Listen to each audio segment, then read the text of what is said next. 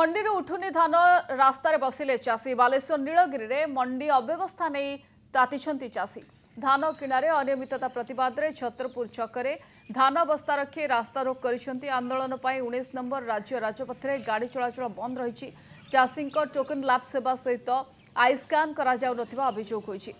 यह छड़ा 7 ରୁ 9% कटनी छटनी होतिबा भी अभियोग करिसेंती चाषी एने उपजिलापाल को जनइबा परे समस्यार समाधान न हेबारु बाध्य होई रास्ता रोक करिसेंती चाषी आइस्कान सहित अलॉटमेंट बढ़ाइबाको भी दाबी करिसेंती।